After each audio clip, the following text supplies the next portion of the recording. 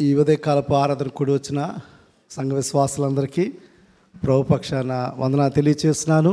దేవుని స్తోత్రం. గడిచిన వారం అంతా కూడా మనల్ని మన కుటుంబాన్ని దేవుడు సంరక్షించి కాచి కాపాడి మళ్ళీ ఆయన సన్నిధిలో మరి సంతోషంగా దేవుని స్తుతించే గొప్ప ధన్యత దేవుడు అనుగ్రహించాడు. దేవుని స్తోత్రం. గడిచిన మరి 3 వారాలుగా మనము దేవుణ్ణి ప్రేమిస్తున్నట్లయితే అనేక అంశంతో వాక్యాన్ని మనం ధ్యానం చేస్తున్నాం. ఐ హోప్ మనందరం కూడా దేవుని ప్రేమిస్తున్నామని నేను నమ్ముతున్నాను. దేవుని ప్రేమిస్తున్నారా? మరి దేవుణ్ణి ప్రేమిస్తున్నట్లయితే మీ తోటి సహోదరులను ద్వేషించకూడదు. ద్వేషిస్తున్నారా మీరు? కొంతమంది చర్చకు వచ్చి సహోదరులను పలకరించలేని వారు ఉంటున్నారు. సహోదరులను పలకరించలేని వారు, సహోదరులతో మాట్లాడలేని వారు, పక్కగా వచ్చి వెళ్ళిపోతున్నవారు ఉన్నారు. ఎవరైనా ఉన్నారు? దేవుని సన్నిధిలో ఒప్పుకోండి. యథార్థంగా ఆ సహోదరులు కనబడితే పక్క నుంచి వెళ్ళిపోతున్నారు. దయచేసి వెళ్ళవద్దు ఆ విధంగా. ఎదురుగుండా కనబడుతున్నా కూడా పలకరించని వారు, ఎదురుగుండా పక్కనున్న వారిని కూడా పలకరించాలని మనస్తత్వాన్ని కలిగి నేను దేవుణ్ణి ప్రేమిస్తున్నానంటే మీ భక్తి అబద్ధం, మీ భక్తి అబద్ధము. అటువంటి భక్తి దేవుడు అంగీకరించడం, అటువంటి భక్తి దేవుడు అంగీకరించడం. దేవుని స్తోత్రం. మనం దేవుణ్ణి ప్రేమిస్తున్నట్లయితే ఆయన మందిరాన్ని ప్రేమించాలి. దేవుణ్ణి ప్రేమిస్తున్నట్లయితే ఆయన మందిరాన్ని మనము ప్రేమించాలి. గడిచిన వారం మనం ఆ అంశంలో వాక్యాన్ని మనం ధ్యానం చేసాం. ఈరోజు మనం చూడబోతున్నాం, దేవుణ్ణి ప్రేమిస్తున్నట్లయితే ఆయన మాటలు కూడా ప్రేమించాలి. దేవుణ్ణి ప్రేమిస్తున్నట్లయితే ఆయన మాటలు కూడా ప్రేమించాలి. ప్రేమిస్తున్నారా? దేవుణ్ణి ప్రేమిస్తున్నామని చెప్తున్నారు అందరూ కూడా. Okay, fine. మరి దానికి సైన్స్ కావాలి కదా, సూచనలు కావాలి కదా. నువ్వు దేవుణ్ణి నిజంగా ప్రేమిస్తున్నట్లయితే, పూర్ణ మనసుతో పూర్ణ ఆత్మతో దేవుణ్ణి ప్రేమిస్తున్నట్లయితే ఆయన మాటలు కూడా ప్రేమించాలి. అంతేనా? ఓకే, ఇప్పుడు నేను ఒక టెస్ట్ మీకు పెడతాను. మీరు దేవుని ప్రేమిస్తున్నట్లయితే ఆయన మాటలు ప్రేమిస్తున్నారు లేదు? ఎంతమంది రెగ్యులర్గా వాక్యాన్ని చదువుతున్నారు? చేతులు ఎత్తండి. యథార్థంగా చెప్పండి. అందరూ ఎత్తుతున్నారు కాబట్టి నేను ఎత్తున్నాను. రోజు కూడా ఎప్పుడు ఈ చేతులు ఎత్తవలసిన ఎవరంటే, నేను వారానికి ఒకసారి చదువుతున్న వాళ్ళు అన్నవాళ్ళు కొంతమంది ఉంటారు. వాళ్ళ చేతులు ఎత్తండి. నేను వారానికి ఒకసారి చదువుతున్నానండి. వారానికి ఒకసారి చదువుతున్నారా? ఓకే, ఆయన యథార్థంగా ఒప్పుకున్నారు. వారానికి 2 సార్లు చదువుతున్న వాళ్ళు ఎవరండి? వారానికి 2 సార్లు, వారానికి 3 సార్లు, వారానికి 4 సార్లు, వారానికి 4 సార్లు ఏం చదువుతున్నారు? వారానికి 5 సార్లు. మరి మనం రోజు ఆహారం తీసుకుంటున్నామా? రోజుకి ఆహారం తీసుకునే వారు ఎవరున్నారు? వారానికి ఒకసారి తినేవాళ్ళు ఎవరు ఉన్నారా? చెప్పండి. వారానికి ఒకసారి మినిమం 3 సార్లు తింటున్నాం రోజుకి కదా. మరి శరీరానికి ఆహారం కావాల్సినప్పుడు రోజుకి 3 పూట్ల ఆహారం తీసుకుంటున్నాము. మరి ప్రతిరోజు వాక్యం వద్దా మీకు? మీ ఆత్మను పోషించుకోవడానికి వాక్యం వద్దా మీకు? కాబట్టి నువ్వు దేవుని ప్రేమిస్తున్నట్లయితే అనుదినమైన వాక్యాన్ని మనం ధ్యానం చేయాలి, అనుదినమైన వాక్యాన్ని పఠించాలి, అనుదినం ఆయన వాక్యాన్ని పఠిస్తూ ఉండాలి. ఈరోజు మనం చూడబోతున్నాము, నువ్వు దేవుని వాక్యాన్ని కూడా ప్రేమిస్తున్నట్లయితే, నువ్వు దేవుణ్ణి ప్రేమిస్తున్నట్లయితే, దేవుని వాక్యాన్ని కూడా నువ్వు ప్రేమిస్తున్నట్లయితే ఆ వాక్యము నీకు ఎంత లాభకరమో, ఆ వాక్యము నీకు ఎంత లాభకరమో ఈరోజు మనం చూడబోతున్నాం. దేవుని వాక్యాన్ని ప్రేమిస్తున్న వాళ్ళు దేవుని ఆనందిస్తుంటారంట. దేవుని ఆనందిస్తుంటారు. ఎందుకంటే they love to read word of God. ఉదయాన్నే లేచి ప్రార్థన చేసుకుని దేవుడికి గుడ్ మార్నింగ్ చెప్పి ఆయన మాటలు తీసుకుని అది చదివి ధ్యానం చేసుకుని ఆ రోజు ముందుకు వెళ్ళడానికి దేవుని ప్రేమించిన వారు ఇష్టపడతారు. దేవుని ప్రేమించేవారు ఇష్టపడుతుంటారు. కాబట్టి దేవుని ప్రేమించేవారు ఆయన వాక్యాన్ని కూడా ఆనందిస్తుంటారు. దేవుని వాక్యం మనం చూసినప్పుడు కీర్తన 119లో అద్భుతమైన వివరణ ఇచ్చినాడు. భక్తుడైన దావీదు అద్భుతమైన వివరణ ఇచ్చినాడు. కీర్తన 119 47-48 వచనాలు చూసినప్పుడు, నేను హర్షించదను, అవి నాకు ప్రియములు, నాకు ప్రియముగానున్న నీ ఆజ్ఞల తట్టు నా చేతులెత్తెదను, నీ కట్టడలను నేను ధ్యానించుదును. నీ ఆజ్ఞలు బట్టి నేను హర్షించదును, అవి నాకు ప్రియములు. నీ ఆజ్ఞలను బట్టి నేను హర్షించదును. నీ ఆజ్ఞలు నాకు చాలా ఇష్టం. నీ ఆజ్ఞలు నాకు చాలా ఇష్టం, దాన్ని బట్టి నేను ఆనందిస్తున్నాను. నీ ఆజ్ఞలు నా జీవితానికి చాలా విలువైనవి. దేవుని వాక్యం చూసినప్పుడు 119వ కీర్తన 10వ వచనం చూడండి ఒకసారి. 19వ కీర్తన, నా పూర్ణ హృదయంతో, కీర్తన 19, అవి బంగారు కంటను, విస్తారమైన మేలిమి బంగారము కంటను, కోరదగినవి తేనె కంటను, జుంట తేనె దారల కంటను. అంటే దేవుని వాక్యము ఎంత విలువైందో ఇక్కడ చెప్తున్నాడు. ఈ లోకంలో మనం శ్రేష్టంగా భావించేది బంగారం కదా, మెటల్. బాగా శ్రేష్టమైనది బంగారము, వెండి, వజ్రాలు, వైడూర్యాలు, ఇవన్నీ కూడా మనం గొప్పగా ఇస్తుంటాం కదా. ఈ భక్తుడు చెప్తున్నాడు, దావీదు చెప్తున్నాడు, బంగారం కంటను, విస్తారమైన మేలిమి బంగారం కంటను, కోరదగినవి. ఈ లోకంలో రుచులలో అత్యున్నతమైన రుచి తేనె కదా, మధురమైన రుచి. తేనె కంటను, జుంట తేనె దారుల కంటను మధురమైనవి అని చెప్తున్నాడు. అంటే దేవుని వాక్యం అంత శ్రేష్టమైనది మన జీవితానికి అంత విలువైంది. నువ్వు కష్టపడి బంగారం సంపాదించిన కంటే ఆయన వాక్యమును సంపాదించుకో. ఆయన వాక్యమును సంపాదించుకుంటే అది నీ ఆత్మను రక్షిస్తుంది, అది నీ ఆత్మను సంరక్షిస్తుంది, నీ ఆత్మను పోషిస్తుంది, అది నీ ఆత్మను నడిపిస్తుంది.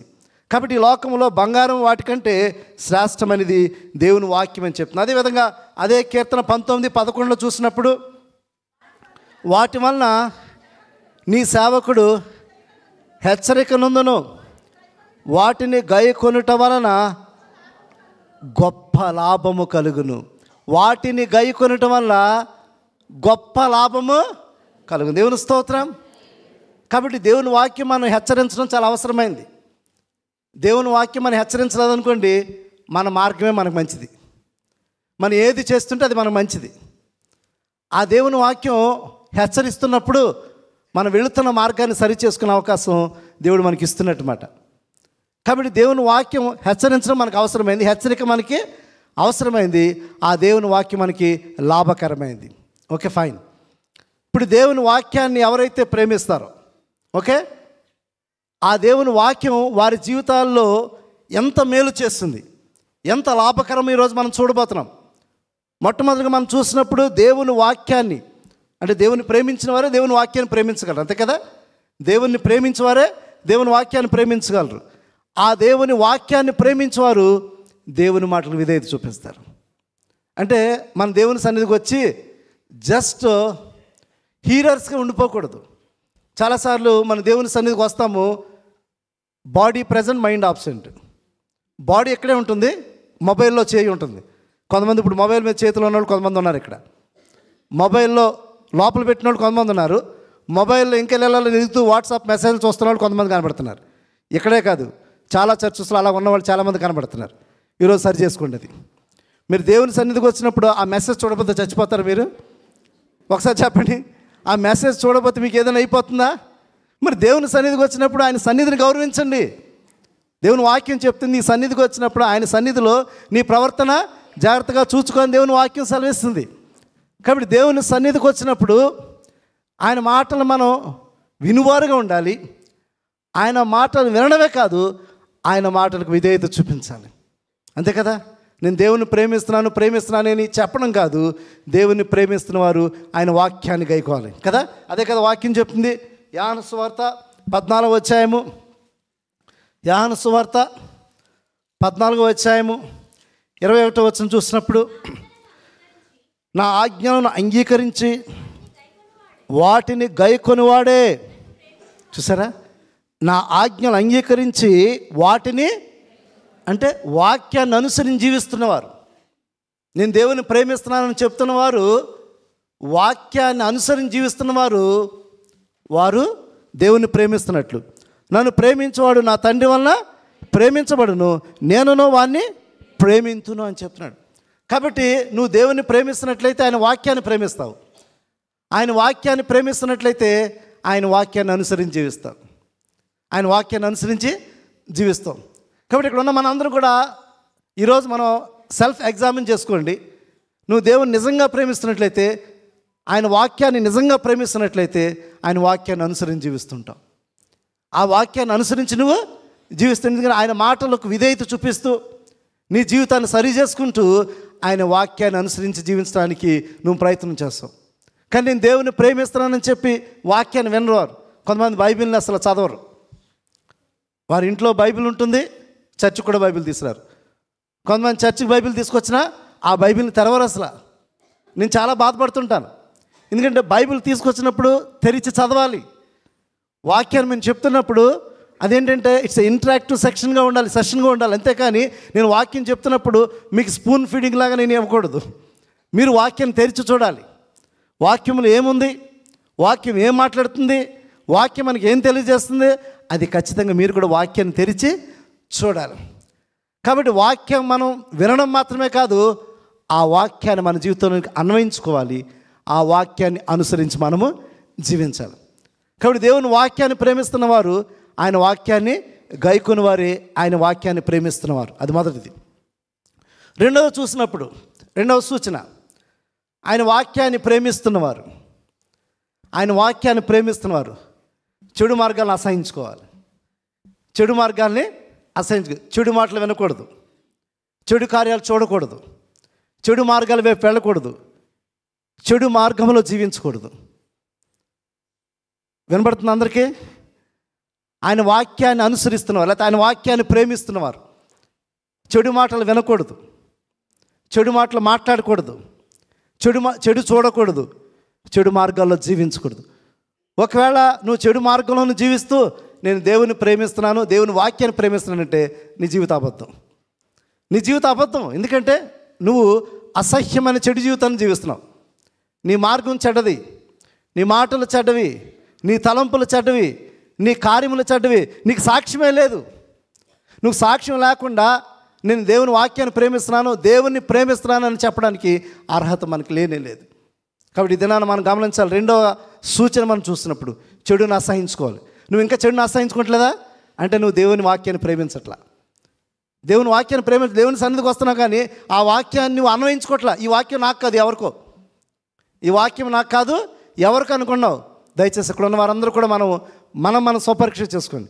ఎప్పుడు దేవుని వాక్యం చెప్పినా ఆ వాక్యం మనందరికీ వర్తిస్తుంది, ఇంక్లూడింగ్ మీ.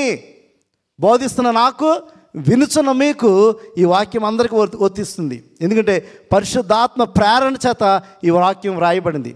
మనుషుల యొక్క ఇచ్చ చేత లేకపోతే మనుషుల యొక్క ఆలోచన చేత ఈ వాక్యము రాయబడలేదు.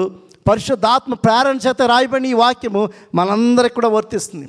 ఎవరైతే దేవుని వాక్యాన్ని ప్రేమిస్తారో చెడును ఆశ్రయించుకుంటారు. వారి నోటి నుంచి చెడు రాదు. వారు చెడు ఆలోచనలు, చెడు చూడరు. వాడు చెడు క్రియల్లో జీవించరు. చెడ్డ కార్యాలను వారు ఏమాత్రం కూడా చేయరు. వాక్యం అదే చెప్తుంది. కీర్తన 119 11వ వచనం చూసినప్పుడు, కీర్తన 119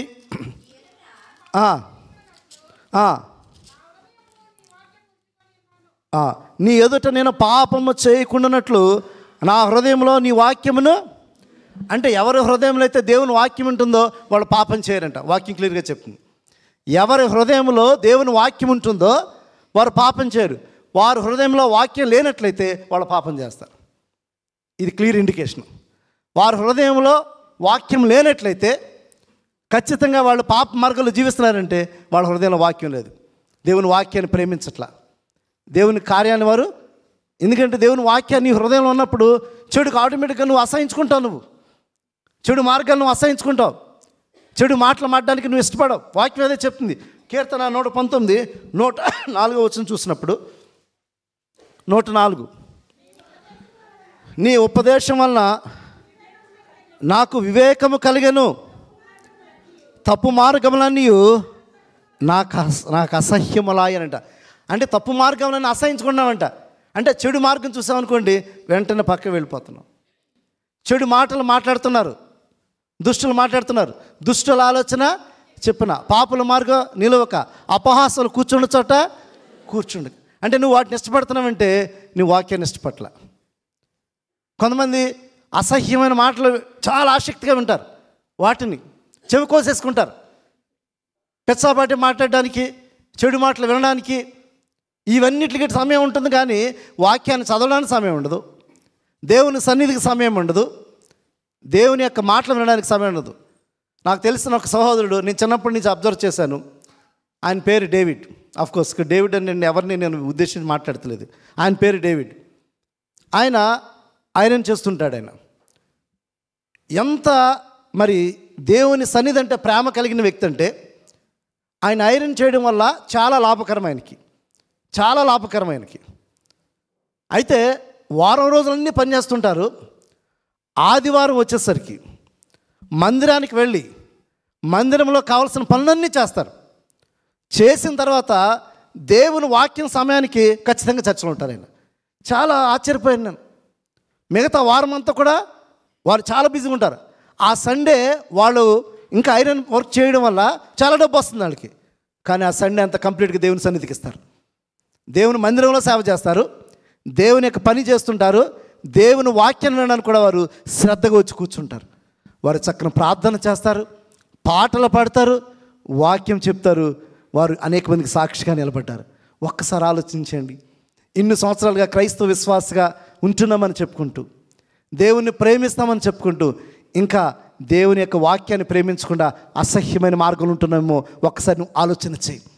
కాబట్టి రెండోదిగా మనం చూసినప్పుడు దేవుని వాక్యమును ప్రేమించువారు, దేవుని వాక్యమును ప్రేమించువారు చెడు మార్గంలను వారు అసహించుకుంటారని దేవుని వాక్యం సెలవిస్తుంది. మూడోది చూసినప్పుడు దేవుని వాక్యమును ప్రేమించువారు దేవుడు వారికి జ్ఞానమును అనుగ్రహిస్తాడంట. దేవుని వాక్యమును ప్రేమించే వారికి దేవుడు ఏమిస్తాడు? దేవుడు జ్ఞానమును అనుగ్రహిస్తాడంట. ఎందుకంటే ఆ జ్ఞానం మనకు అవసరమైంది. ఈ లోక సంబంధమైన జ్ఞానం కాదు, పర సంబంధమైన జ్ఞానం మనకి కావాలి. ఈ పర సంబంధమైన జ్ఞానం మనకి ఎందుకు కావాలంటే, ఈ లోకంలో ఏది మంచి ఏది చెడు వివేచించే జ్ఞానం. నువ్వు తీసుకునే నిర్ణయాలు సరైనదో కాదో, నువ్వు వెళుతున్న మార్గము సరైనదో కాదో, అవన్నీ కూడా వివేచించడానికి దేవుని జ్ఞానం మనకు అవసరమైంది. లోక జ్ఞానం అందరికీ ఉంది. బాగా చదువుకునే అనేక మంది ఉన్నారు ఈ లోకంలో. కానీ వారు చాలా సందర్భాల్లో ఫూలిష్గా పనిచేస్తుంటారు. వాళ్ళు చేసే క్రియలు, వారి ఆలోచనలు, వారి తలంపులు, వారి మాటలు విన్నప్పుడు వీరు ఏం చదువుకున్నారని ప్రశ్న వేస్తారు చాలామంది కదా.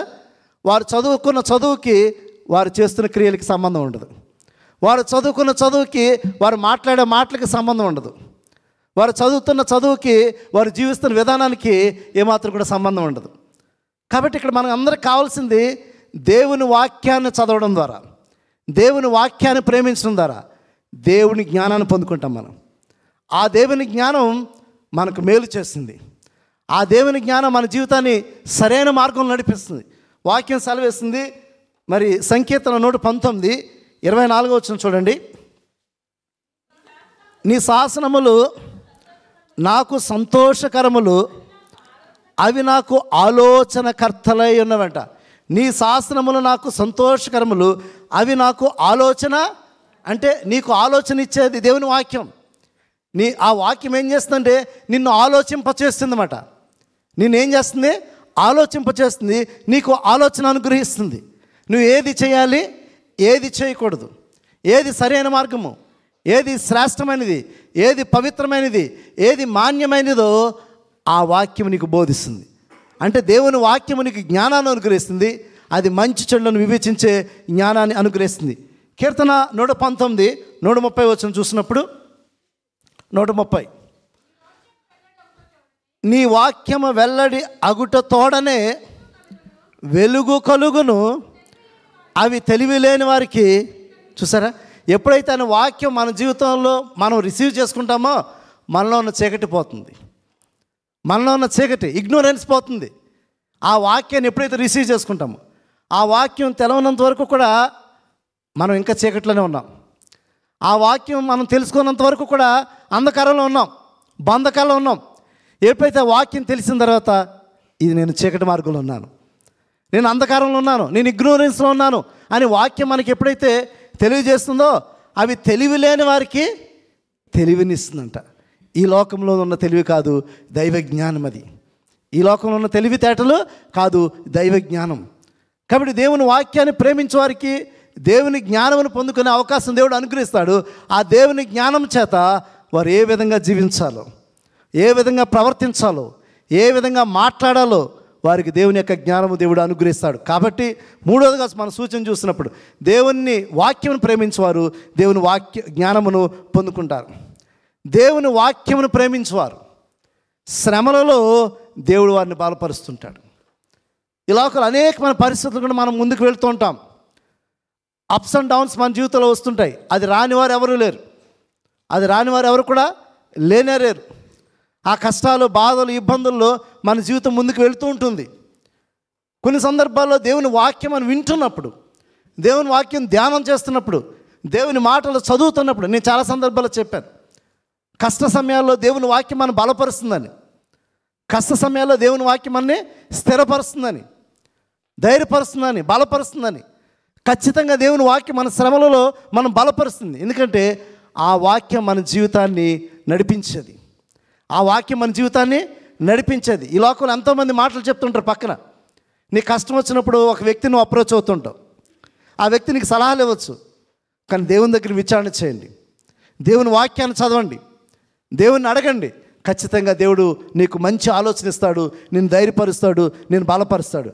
కీర్తన 119, 92, 93 వచనాలు చూసినట్లయితే, నీ ధర్మశాస్త్రము నాకు సంతోషం మీయని ఎడలా నా శ్రమయందు, చూసారా, నీ ధర్మశాస్త్రము నాకు సంతోషము నీని ఎడలా నా శ్రమయందు నేను ఎప్పుడో నశించిపోదునంట. తర్వాత వచనం, నీ ఉపదేశం వలన నీవు నన్ను బ్రతికించితివి, నేను ఎన్నడూ వాటిని మరువను. నీ ఉపదేశం వల్ల నువ్వు నన్ను బ్రతికించావు. ఆయన మాటలు మన జీవితాన్ని బ్రతికించేది. ఈ లోకంలో ఆత్మీయంగా చనిపోకుండా, ఈ లోకంలో దేవుని యొక్క మార్గంలో, ఈ లోకంలో జీవ మార్గంలో నడవడానికి ఆయన మాటలు మనకు ఉపయోగపడుతున్నాయి. ఆయన మాటలు మనం బలపరుస్తున్నాయి. లేకపోతే ఆయన మాటలు లేనట్లయితే ఈరోజు అనేక మంది వారి కష్టాల్లోని వారి జీవితం నశించిపోను, కష్టాలను వారి జీవితం నశించిపోను. గడిచిన రాత్రి మేము ఒక సహోదరిని మేము విజిట్ చేసినప్పుడు ఆ సహోదరి చెప్తున్న ఆ ఇంటిలో జరిగిన సంఘటన బట్టి ఆమె ఎంతగానో దుఃఖిస్తుంది. కొన్ని సందర్భాల్లో వ్యక్తుల జీవితాల్లో సాతాను యొక్క పని నాశనం చేయడం. సాతాను యొక్క పని ఏంటి? నాశనం చేయడం. ఆ సాతాను ఏం చేస్తాడంటే, నీ బ్రతుకు వేసి నువ్వు చనిపో అంటుంది. దేవుడు మనం రక్షిస్తాడు, దేవుడు మనం బ్రతికిస్తాడు. దేవుడు అందుకే పరమును విడిచి మన యొద్దకు వచ్చి నిన్ను కూడా రక్షించడానికి ఈ లోకానికి ఆయన వచ్చినాడు. ఈ సాతాను ఏం చేస్తాడు తెలుసా? నీకు ఒక సమస్య వచ్చిందంటే నిన్ను బాగా కృంగిపోయే స్థితికి తీసుకెళ్ళిపోతుంది, బాధ పెడుతుంది. నువ్వు అవమానపడ్డావు కదా, నీ బ్రతుకు వేస్ట్ అని చెప్తుంది. అంటే మన జీవితాన్ని నాశన మార్గం నడిపించడానికి సాతాను ఎప్పుడు కూడా ప్రయత్నం చేస్తుంటాడు. అందుకే లోకంలో ఉన్న వ్యక్తుల మాటలు వినకండి. లోకంలో ఉన్న వ్యక్తులు వాక్యం తెలియదు, వాళ్ళకి దేవుని మాటలు తెలియదు. కాబట్టి వాళ్ళు ఏం చెప్తుంటారంటే నిన్ను ఇంకా కృంగదీస్తుంటారు, నిన్ను ఇంకా బాధ పెడుతుంటారు. వారి చక్కని ఆలోచన నీకు ఎవరు? కాబట్టి దేవుని వాక్యం అయితే నేను బలపరుస్తుంది, నేను నడిపిస్తుంది. కాబట్టి దేవుని మాటలు మనం విననట్లయితే, దేవుని మాటలు మనకు లేనట్లయితే, నేను ఎప్పుడో నీ ధర్మశాస్త్రం మనకు సంతోషం ఇయ్యని ఎడలా నా శ్రమయందు నేను నశించిపోదునని చెప్తున్నాడు. కాబట్టి దేవుని వాక్యాన్ని ప్రేమించేవారు శ్రమలలో వారిని బలపరుస్తుందని దేవుని వాక్యం సెలవిస్తుంది. ఐదోదో చూసినప్పుడు దేవుని వాక్యమును ప్రేమించేవారికి దేవుడు సమాధానం ఇస్తాడు, ఆదరణ ఇస్తాడు, నెమ్మదిని అనుగ్రహిస్తాడు కదా. ఎందుకంటే ఆ మాటలు విన్నప్పుడు అనేక మంది, మరి చాలామంది దేవుని మాటలు వింటున్నప్పుడు ధైర్యపడుతుంటారు, సమాధానం పొందుకుంటారు, నెమ్మదిని పొందుకుంటారు. ఎందుకంటే మనుషులు ఏం చేస్తారంటే, మనుషులు ఎప్పుడు కూడా నెగిటివిటీని ప్రొజెక్ట్ చేస్తుంటారు. మనుషుల మాటలు ఎప్పుడు కూడా మనల్ని ఏం చేస్తారంటే చిన్న ఇష్యూని పెద్దగా క్రియేట్ చేసి చూపిస్తుంటారు. చిన్న ఇష్యూ ఏం చేస్తారని తెలుసా? ఇంకా మనకి ఏదో అయిపోయినట్టుగా, చిన్న అనారోగ్యం మనకు వచ్చిందని నా గురించి ప్రార్థన చేయండి అని ఇంత అయిపోయిందని చెప్పి వాళ్ళు మనల్ని భయపెడుతుంటారు. కానీ దేవుని సన్నిధిలో విశ్వాసంగా ఉన్నవారు ఏమాత్రం కూడా వారు భయపడరు. దుర్వార్తలకు వారు జడియారంట, దుర్వార్తలకు వారు జడియారని దేవుని వాక్యం సెలవిస్తుంది. కాబట్టి దేవుని వాక్యాన్ని ఎవరైతే ప్రేమిస్తారో వారికి సమాధానం దొరుకుతుంది, నెమ్మది దొరుకుతుంది, వారికి ఆదరణ దొరుకుతుందని దేవుని వాక్యం సెలవిస్తుంది. దేవుని వాక్యం మనం చూసినప్పుడు కీర్తన 119, 50 వచనం చూడండి. కీర్తన 119, 50 వచనం, నీ వాక్యము నన్ను బ్రతికించున్నది, నా బాధలలో ఇదే నాకు నెమ్మది కలిగించుచున్నది. కాబట్టి దేవుని మాటలు మనకి నెమ్మదినిచ్చేవి. దేవుని మాటలు మనకి ఆదరణిచ్చేవి. దేవుని మాటలు మనకి ఆదరణిచ్చేవి. ఈ లోకంలోని మాటలు కాదు, ఈ లోకంలో వార్తలు కాదు, ఈ లోకంలో వార్తలు కాదు, దేవుని మాటలు. కాబట్టి దేవుని వాక్యాన్ని ప్రేమిస్తున్నప్పుడు, అనునిత్యము వాక్యాన్ని చదువుతున్నప్పుడు, ప్రతిరోజు కూడా వాక్యం నీతో మాట్లాడుతుంది. ప్రతిరోజు వాక్యం నీతో మాట్లాడుతుంది. వాక్యాన్ని క్రమముగా చదవాలి. వాక్యాన్ని క్రమంగా చదవాలి. ఇలాగ మీరు చాలామంది ఏం చేస్తారంటే, ఒకప్పుడు నేను సరిగ్గా తెలియనప్పుడు అలాగే చదివాను. నేను ఎవరొస్తున్నాను నాకు కూడా తెలియనప్పుడు అలాగే చదివాను. కానీ వాక్యాన్ని క్రమముగా చదువుతున్నప్పుడు వాక్య ఆంతర్యం ఏమిటి, ఆత్మీయమైన సందేశం ఏమిటో మనకు వాక్యం క్లియర్గా మనకి బోధిస్తూ ఉంటుంది. ఆ పరిశుద్ధాత్మ దేవుని యొక్క ప్రేరణ చేత వాక్యం నీతో నాతో మాట్లాడుతుంటుంది. అందుకే వాక్యాన్ని మనము శ్రద్ధగా చదవాలి, ధ్యానం చేయాలని వాక్యం చెప్తుంది కదా. వాక్యాన్ని చదవడం కాదు, వాక్యాన్ని ధ్యానం చేయాలని వాక్యం చెప్తుంది. కాబట్టి వాక్యాన్ని ఎవరైతే ప్రేమిస్తుంటారో ఆ వాక్యం వారిని ఆదరిస్తుంది, వారిని బలపరుస్తుంది, వారిని ధైర్యపరుస్తుంది. అదేవిధంగా కీర్తనలు 19:165 చూసినప్పుడు, నీ ధర్మశాస్త్రమును ప్రేమించు వారికి ఎంతో నెమ్మది కలదు, వారు తూలి త్రొట్టిల్లుటకు కారణమేమీ లేదంట. అంటే ఆయన వాక్యాన్ని చదివిన వారు ఎవరు కూడా తూలి త్రొట్టిల్లిపోయే అవకాశం లేదు. ఎందుకంటే వాక్యాన్ని ప్రేమిస్తున్న వారు, ఆయన వాక్యం ఏం చేస్తుందంటే నీకు నెమ్మదిని కలుగు చేస్తుంది, ఆదరణ కలుగు చేస్తుంది. నువ్వు ఎప్పుడు కూడా పడిపోయే అవకాశం నీకు లేనే లేదు. కాబట్టి 5వ చూసినప్పుడు దేవుని వాక్యమును ప్రేమించేవారు సమాధానాన్ని పొందుకుంటారు, ఆదరణ పొందుకుంటారు, వారు నెమ్మదిని వారు పొందుకుంటారని దేవుని వాక్యం సెలవిస్తుంది. అయితే ఈరోజు ఈ యొక్క మరి వాక్యంలో మరలా టెస్ట్ పెట్టుకుందారు. మనం టెస్ట్ పెట్టుకుందారు. మనం ఏ కేటగిరీలో ఉన్నామో ఒకసారి మనం ఆత్మపరిశీలన చేసుకుందాం. ఓకే, దేర్ ఆర్ 2 గ్రూప్స్ ఉన్నాయంట, 2 గ్రూప్స్ ఉన్నాయంట. ఒకటి మార్త గ్రూప్ ఒకటి ఉందంట, ఒకటి మార్త గ్రూప్ ఒకటి ఉంది, మరే గ్రూప్ ఉందంట. ప్రభువైన యేసుక్రీస్తు బేతనీకి వెళ్ళారంట. బేతనీకి వెళితే ఆ ప్రభువైన యేసుక్రీస్తు బేతనీకి వెళ్ళినప్పుడల్లా, ఎందుకంటే బేతనీలో మరియా మార్తల గృహాన్ని ప్రేమిస్తారు, ఈయన యేసయ్య ప్రేమిస్తారు. అయితే వాళ్ళు కూడా యేసయ్యని ప్రేమిస్తున్నారు, కాబట్టి యేసయ్య వారిని కూడా ప్రేమించారు. యేసయ్య వాళ్ళు ఇంటికి వెళ్ళారు. ఇంటికి వెళ్ళేసరికి అక్కడ మార్త వేరే పనులు అడావిడిగా ఉందంట. మరియేమో యేసు పాదం మీద కూర్చుందంట. మరి ఏం చేస్తుంది? యేసు పాదం మీద కూర్చుంది. ఇక్కడ మార్త ఏమో ఆ యొక్క అనేకమైన పనులు, అంటే ప్రభువైన యేసుక్రీస్తు కొరకు, వారి శిష్యుల కొరకు ఆహారాన్ని సిద్ధపరచాలి, ఏ వంటలతో ఆయన తృప్తిపరచాలి అని చెప్పి ఆ పనుల మీద ఎక్కువ బిజీగా ఉంది. ఇక్కడ మరి అయితే ఆమె శ్రేష్టమైన దాన్ని ఎంచుకుందంట. అక్కడ యేసుక్రీస్తు సెలవిచ్చిన మాట ఏంటంటే స్టేట్మెంటు, మరియా ఉత్తమమైన దాన్ని ఎంచుకుంది. చాలామంది దేవుని సన్నిధికి వస్తున్న చాలామంది they are more focusing on Martha, not like Maria. చాలామంది మార్తల వల్ల ఉంటారన్నమాట. చర్చ్కి వస్తారు, పాటల్లో ఉంటారు. అంటే ఇక్కడ మ్యూజిషియన్స్ అందరూ ఉన్న సంతోషం, నేను ఎవరిని క్రిటిసైజ్ చేయట్లేదు.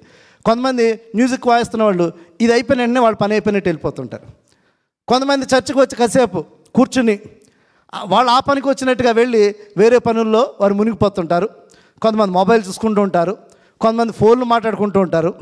వాళ్ళు వచ్చిన ఉద్దేశం ఏంటో తెలియదు, వారు వచ్చిన ఆబ్జెక్ట్ ఏంటో తెలియదు. అంటే వాళ్ళు మార్త పని ఎంచుకున్నారన్నమాట.